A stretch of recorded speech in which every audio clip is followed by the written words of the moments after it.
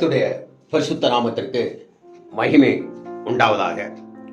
ரோமர்களது நிருபம் 12வது அதிகாரம் 1வது வசனத்தை நான் இப்படி உங்களுக்கு பகிர்ந்து கொள்கிறேன். அப்படி இருக்க சகோதரரே, நீங்கள் உங்கள் சரீரங்களை பரிசுத்தமும் தேவனுக்கு பிரியமான ஜீவ பலியாகவும் ஒப்புக் கொடுக்க வேண்டும் என்று தேவனுடைய இரக்கங்களை முன்னிட்டு, ஆகவே அவர்கள் சாப்பிட்டது பழத்தில் பாவம் அல்ல. நான் சொல்லிவிடுகிறேன், பழத்தில் பாவம் அல்ல, அது மனிதனுக்கு கொடுக்க வைக்கப்பட்டதுதான். ஆனால் காலம் வருவதற்கு முன்பதாகவே ஒருவன் மரித்து போவது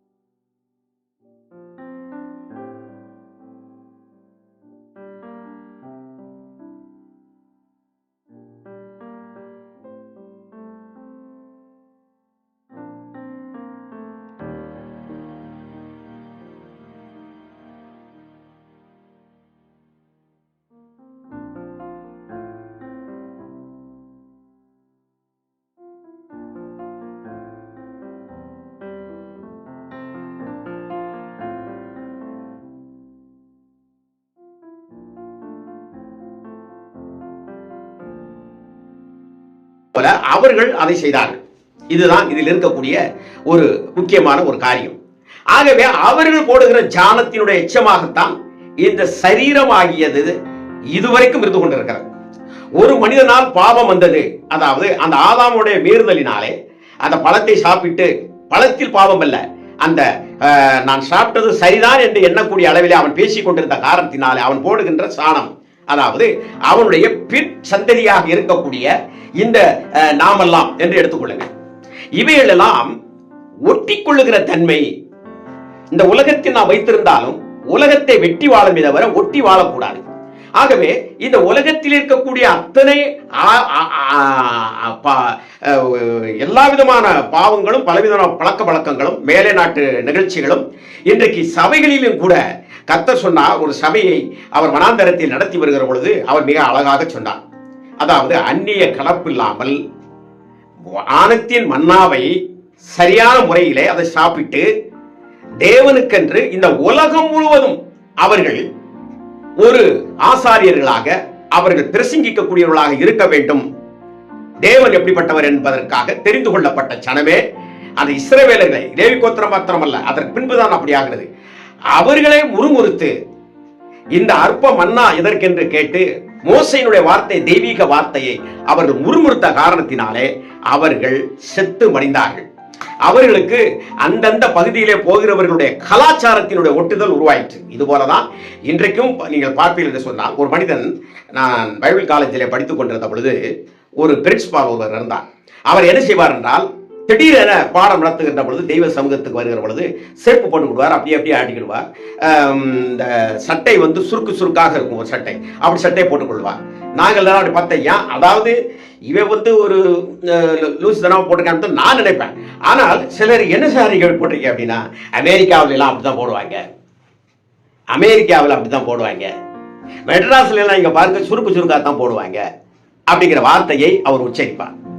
அமெரிக்காவில் காலை என்ன செய்ய முடியாது, கீழே ஊன முடியாது, அந்த அளவுக்கு குளிர் இருக்கும், நகத்துக்குள்ள எல்லாம் அந்த பனி, அந்த இது குளிர் போகும். அதனால அவன் போட்டு அவன் செய்து கொண்டிருக்கிறான். இதை யோசிப்பதில்லை. தேவ சமூகத்தில் இருக்கிற பொழுது அந்த சூழலையே கர்த்தர் அதை ஏற்றுக்கொண்டார். நான் கொடைக்கானல்ல சரியான பனிக்காலத்தில் பிரசங்கிக்க சென்றிருந்தேன் ஒரு சபைக்கு. அவரோட இமானுவேல் பிலிப் என்று நினைக்கிறேன், இந்த பிரதரன் சர்ச்சை சார்ந்தவர். அதில் பேச போகின்ற பொழுது நான் ஷூவும் போடவில்லை, ஒன்றும் போடவில்லை, மாறாக சாதாரண செப்பல் தான் போட்டிருந்தேன். அப்போ அந்த செப்பல் போட்டு நான் உள்ளே உட்கார்ந்து என்னுடைய பிரசங்கம் சற்று அனலாக இருந்தபடினால் எனக்கு ஒரு பெரிதாக தெரியவில்லை. ஆனால் அதை விட்டு வெளியே வருகிற பொழுது பார்த்தேன் என்று சொன்னால், தன்னால் படபட என்று கால் அடிக்க ஆரம்பித்தது.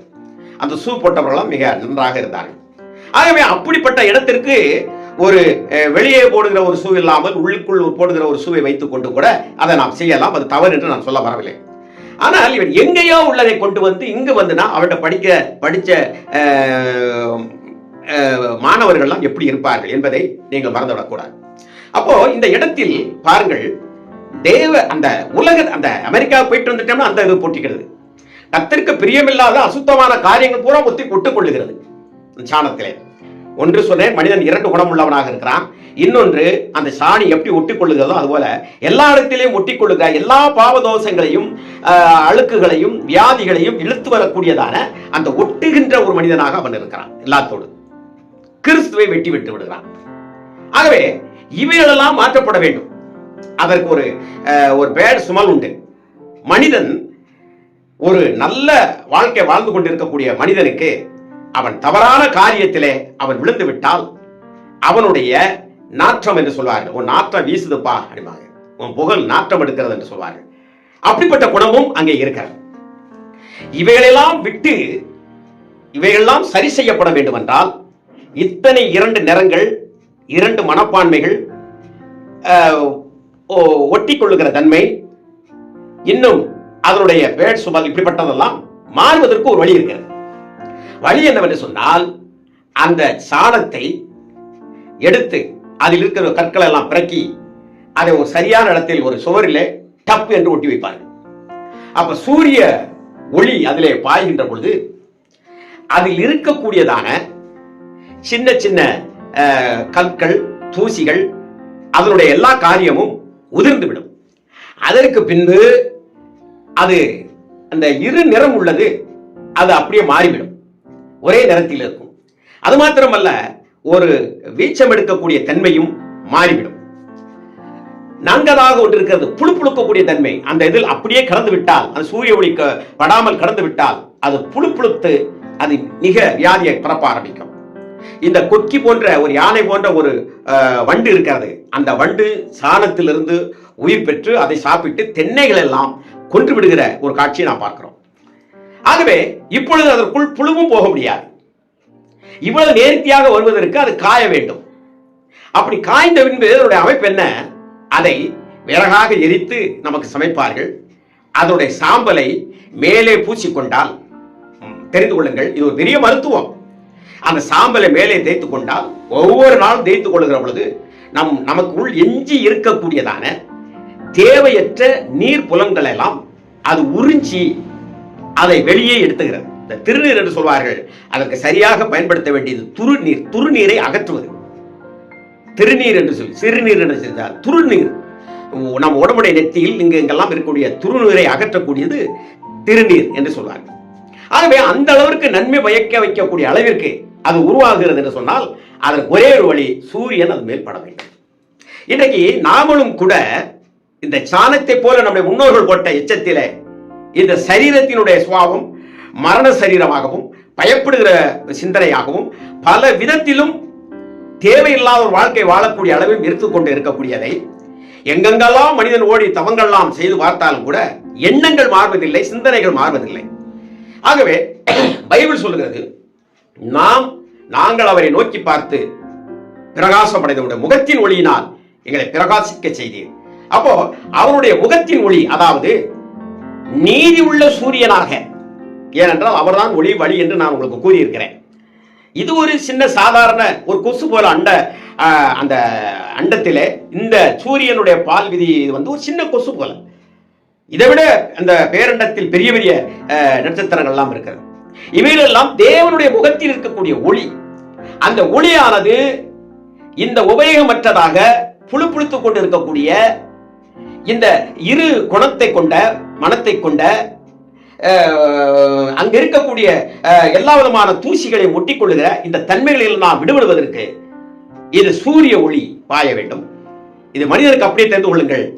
ஒரு சாணத்தை போல போடப்பட்டவனாக கிடக்கிறவனை, உளையான சேற்றில் கடந்து கொண்டிருக்கிறவனை அவன் மேல் நீதியின் சூரியன் உதிக்க செய்து, கர்த்தருடைய வார்த்தையின் அடிப்படையில் நீதியின் சூரியன் உதித்து அவனை காய வைத்து அவனை என்ன செய்கிறது என்று சொன்னால் மிக மிக மிக உபயோகிக்கக்கூடியவனாக, தேவனுக்கு பிரியமான துருநீரெல்லாம் அகற்றக்கூடிய, பாவங்கள் எல்லாம் இவனை கண்டு பாவம் பயந்தோடு ஓடக்கூடிய அளவிலே நீங்கள் அப்போஸ்தலனாகிய பவுலை சொன்னால், நான் கிறிஸ்துவுக்குள் இந்த உலகத்திற்கு சிலுவையில் அறையப்பட்டிருக்கிறேன், இந்த உலகம் என்னை சிலுவையில் அறிந்து விட்டது என்று சொல்வார். ஏனென்றால் ஒரு மனிதனை தொடர்ந்து பிசாசானவன் பல வகையிலும் அவனை பிடித்துக் கொள்ள வேண்டும் என்று வந்து கொண்டே இருப்பான். ஆனால் அவன் அதற்கு இடமே கொடுக்க மாட்டான். ஆனால் ஏதாவது ஒரு சிந்தனை யோசித்திருப்பான். ஆனால் பவுல் சொல்லுகிறார், இந்த உலகம் என்னை காய் துப்பி விட்டது, இந்த உலகம் என்னை இவன் பின்னால போய் ஒரு பிரயோஜனம் இல்லை என்று சொல்லி, இந்த உலகமானது என்னை என்ன செய்து விட்டது, அப்படியே என்னை சிலுவையில் அறிந்து என்னை வெறுத்து விட்டது என்று சொல்லி அவன் அதை சொல்லுகிற காரியத்தை பவுல் சொல்லுகிறதை பார்க்கிறோம். இப்படிப்பட்ட ஒரு அனுபவத்தை இயேசு கிறிஸ்துடைய வாழ்க்கையின் மூலமாக நாம் பெற்றுக்கொள்ள முடிகிறது. எப்படி என்பதை நீங்கள் கேளுங்கள். அவர் தன்னுடைய ஊழியத்தை துவங்குவதற்கு முன்பதாக தன் பிதாவோடு பேசுவதற்காக அவர் வனாந்தரத்திலே அவர் போய் 40 நாட்கள் தண்ணீர் போஜனம் ஒன்றும் சாப்பிடாமல் அங்கே அவர் இருந்து கொண்டிருந்தார் என்று நாம் பார்க்கிறோம். இதனுடைய அடுத்த நிகழ்வை சொல்ல விரும்பவில்லை. தன்னை தேவனோடு இருந்து பக்குவப்படுத்துகிறார். அதாவது கர்த்தர் அவர் தேவனுடைய அவதாரம், ஆனாலும் அந்த அவதாரத்துமானது அதை எப்படி ஒரு மனிதன் அதை எடுத்து பற்றி பண்ண முடியும் என்பதற்கு முன் சாட்சியாக நமக்கு அவருடைய ரூபாகாரத்தை வைத்து அவருடைய அடிச்சுவடுகளை வைத்து அவர் போயிருக்கிறபடினாலே அவர் தவம் இருக்க வேண்டிய அவசியம் இல்லை. அவர் தேவன். அவர் உபாசம் இருக்க வேண்டிய அவசியம் இல்லை. அவர் தேவன். பின்ன ஏன் இருந்தார் என்றால், இந்த உலக மக்கள் எப்படி தேவனை தொழுது கொள்ள முடியும் என்பதை சுட்டி காட்டுவதற்காக அவர் இந்த உலகத்தில் இருக்கக்கூடிய எல்லா நபர்களும் இந்த உபவாசம் போட்டு சபைகளிலே போட்டு கொண்டு கொண்டிருக்கிறார்களே, அப்படிப்பட்ட தன்மையெல்லாம் இல்லாமல் நீ உபவாசத்தின் மூலமாக எதை பெற்றுக்கொள்ள விரும்புகிறாயோ அதை நான் உனக்கு தருகிறேன், நான் உபவாசம் இருந்தேன் என்று சொல்லி ஒரு ஜாமீன் கையெழுத்தை போல நமக்கு அதை போட்டு நமக்கு எல்லா விதமான நற்சுகமாக இருக்கத்தக்கதாக அவன் நமக்கு தந்திருக்கிறான். உபவாசம் இருக்கிறவர்களே குறை சொல்ல விரும்பவில்லை. ஆனால் அது ஒரு சட்டமாகவும் ஒரு திட்டமாகவும் அதற்கென்று ஒரு பத்திரிகை அடித்து உபவாச திருவிழா, உபவாச பெருவிழா, அந்த விழா இந்த விழா என்று உன்னை அழைப்பிக் கொள்ளாதே. உன்னுடைய தனிப்பட்ட காரியத்திற்கு, உன்னுடைய குடும்ப சூழ்நிலையான காரியத்திற்கு ஒரு சபையாக கூடி கூட ஜெபிக்கலாம். ஆனால் அதை விளம்பரப்படுத்தாதே. அப்படி விளம்பரப்படுத்தினால் உன்னுடைய நிலைமை பரிதாபமாக மாறிவிடும். ஆகவே இந்த சாணமானது அப்படியே காய்ந்து அது எருவாகி அதற்கு பின்பு அது சாம்பலாக மாறுகிறது. நாம் படித்த இந்த வேத பகுதியிலே ஜீவபலி என்று சொல்லப்பட்டிருக்கிறது. ஜீவபலி என்றால் என்ன? இந்த ஜீவித்துக் கொண்டிருக்கக்கூடிய இந்த வாழ்நாட்களிலே நாம் என்ன கடந்து ஓடிக்கொண்டே இருக்கிறோம், கடந்து ஓடிக்கொண்டே இருக்கிறோம். அதாவது இந்த ஓடிக்கொண்டே இருக்கக்கூடிய இந்த பிரயாணத்தில் நம்மளை பலியிட்டு கிறிஸ்து நமக்குள் இருந்து எல்லாவற்றையும் இயக்கத்தக்கதாக நான் அவருடைய பாதத்தில் சரண்டராகி அவர் அடிச்சோடியில நடக்கக்கூடியவர்களாக இருக்கத்தக்கதாக நமக்காக அவர் 40 நாள் உபவாசம் இருந்து நம்மளை அவர் மீட்டுக் கொண்டிருக்கிறார். இதை மனதில் வைத்துக் கொள்ளுங்கள். அப்போ என்னுடைய இந்த ஆதாம் ஏவாளுக்குள் நான் ஒரு சாணமாக ஒன்றுக்கும் புழுக்கக்கூடியவனாக இருந்த என்னுடைய வாழ்க்கையை கிறிஸ்து என்னும் கீழ்ப்படிதல், தேவாதி தேவன் உலகத்தில் வந்து கிறிஸ்து என்னும் கீழ்ப்படிதலின் மூலமாக என்னை அவர் மனிதனாக, அவர் நினைத்த மனிதனாக, அவரை நான் தரிப்பித்துக் கொண்டவனாக, அவருக்கு நான் ஊழியம் செய்கிறவனாக, மற்றவர்களை நேசிக்கிறவர்களாக, ஒரு அந்த எருவு எப்படி தகனிக்கப்படுகிறதோ அதுபோல இயேசு சிலுவையிலே தகனிக்கப்பட்டார், பலியானார். ஒரு சாம்பல் எப்படி அது உபயத்திற்கு வருகிறதோ, நிறைய விஷயங்கள் இருக்குது, நான் சாதாரணத்தை சொல்லியிருக்கிறேன். அதுபோல நம்முடைய சரீரங்களில் ஏற்படுகிற கொப்பளங்கள், அலர்ஜி, அந்த மசூல் பூச்சின்னு ஒன்று இருக்கிறது, அரிக்கிற பூச்சி, அது கடித்து விட்டால் அல்லது நம்முடைய உணவு பாய்ச்சல்லாம் ஏற்படுகின்ற பொழுது இந்த சாம்பலை நாம் தேய்த்து அதிலிருந்து விடுதலை பெறுகிறோம். எல்லா வகையிலும் பாருங்கள். இது மாத்திரமல்ல, இதே ஆன்மீகத்தில் ஆன்மாவுக்குள் போகின்ற பொழுது ஆன்மாவில் ஒட்டி இருக்கக்கூடிய தூசி துப்பட்டைகள், ஆன்மாவில் ஒட்டி கொண்டிருக்கிறதான பொருளாசைகள், பெருமைகள், பலவிதமான காரியங்கள், இவைகள் எல்லாம் என்ன செய்கிறது என்று சொன்னால் கிறிஸ்துவின் ஒளியினாலே அது அப்படியே அந்த என்னுடையது நீ அல்ல என்று சொல்லி அதுவும் மாற்றப்படுகிற ஒரு அனுபவம். ஆகவே இந்த மாமிசம், சரீரம் இவைகள்லாம் ஆத்மா, ஆவி, ஆத்மா, சரீரம் எல்லாம் முழு பலத்தோடும், முழு ஆத்மாவோடும், முழு சரீரத்தோடும், முழு வாய்ப்பு எல்லாவற்றோடும் அவருக்கு கீழ்ப்படுகிற ஒரு அனுபவத்தை அது கொண்டு வருகிறது. ஆகவே பிரியமானவர்களை சிந்தித்து பாருங்கள். இந்த சாணம் பயன்படாத நிலையில் புழு புழுத்து இருக்கக்கூடியதை எப்படி பயன்பட வைக்கப்படுகிறது? இந்த உலகத்தில் இருக்கக்கூடிய சாதாரண அண்ட வெளியிலே ஒரு சுண்டக்காய் போல் இருக்கக்கூடிய சூரிய ஒளியினால் அகிலத்தையும் படைத்த ஆண்டவர் மனிதனாக வந்து, அவரே ஒளியாக வந்து, அவர் எப்படி நாம் கடவுளை தொழுது கொள்ள வேண்டும், நமக்கு தடையா இருக்கக்கூடிய மாம்சீக சிந்தனையெல்லாம் 40 நாட்கள் வனாந்தரத்திலிருந்து அதை எரித்து தேவ ஆலோசனைக்குள் மூழ்கி இன்றைக்கு நமக்குள்ளும் அந்த கர்த்தராகிய இயேசு கிறிஸ்து நிறைந்து நிற்கிறார். அவருடைய முகத்தை பாருங்கள், பார்த்து நீங்கள் பிரகாசிக்கவும் மிக மிக மிக மிக ஒரு மாட்சிமை புரிந்த மகிழ்ச்சி மிக்க ஒரு வாழ்க்கையாக வாழ்ந்து அநேகருக்கு பிரயோஜனப்படுத்த உங்களை வாழ்த்துகிறேன். கர்த்தர் நம்மோடு இருப்பாராக. ஆமென், ஆமென், ஆமென்.